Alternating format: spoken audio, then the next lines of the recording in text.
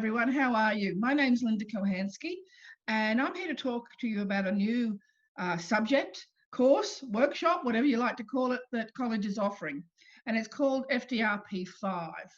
That probably sounds, for those of you who've done FDRP 1 to 4, that probably sounds a little depressing, but it isn't, because what it is, it's to assist you to get your final 20 hours of placement.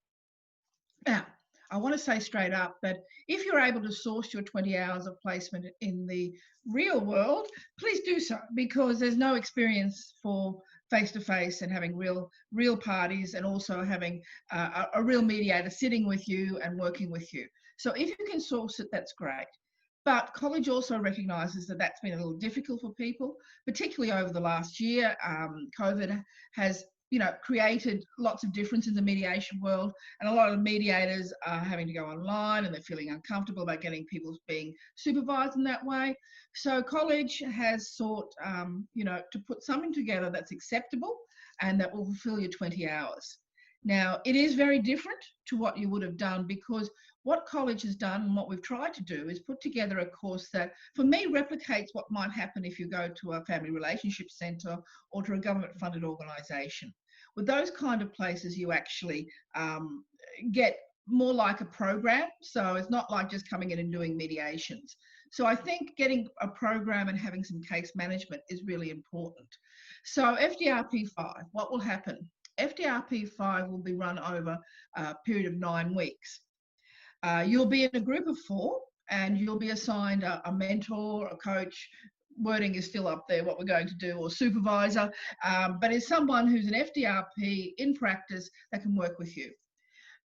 In total, you'll be involved in 6 matters, and the matters are divided into children's matters and also property, to give you a sense of what happens in real life.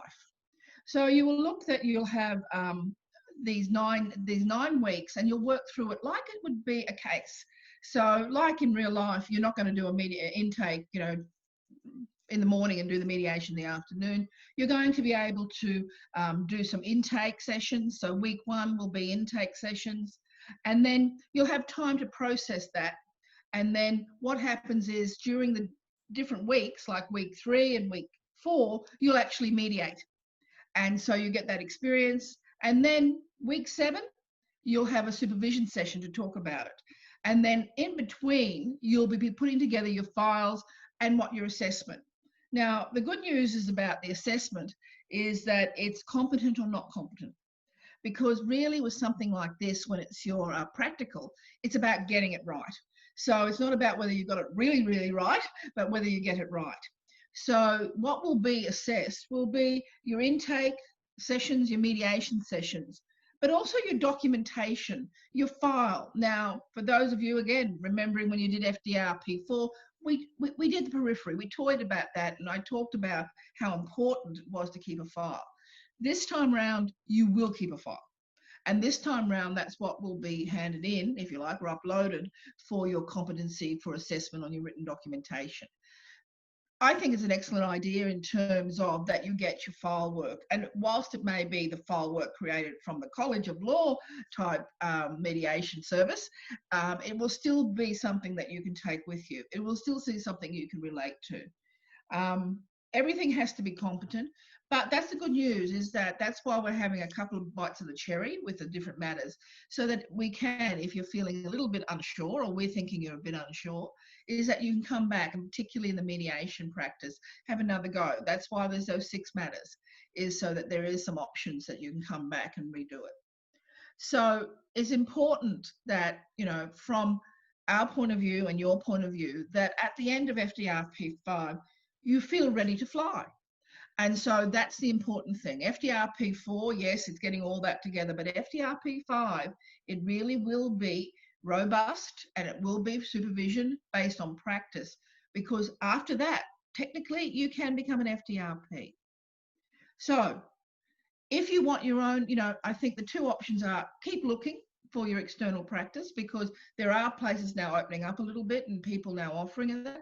And the good news is that if you do find someone you're comfortable with that happens to be in South Australia or WA and you're in New South Wales, because of online work, you possibly could be doing that.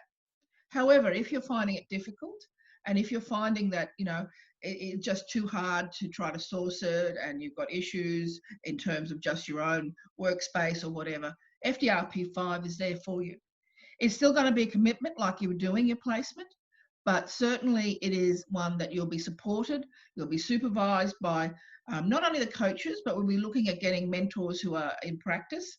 But it is being offered, I think the first offering is going to be in the first semester of next year and then a second semester.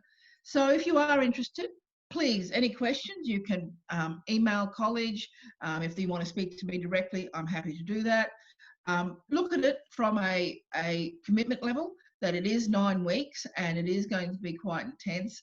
I think it works out to be quite a number of hours that you've got to commit to get that 20 hours. But I think that's a bonus as well, because you know it's going to be thorough. So if you're going to come to FDRP5, I look forward to working with you. If you're getting your own placement, good luck with it all, and we'll see you on your journey to becoming an FDRP. Thanks.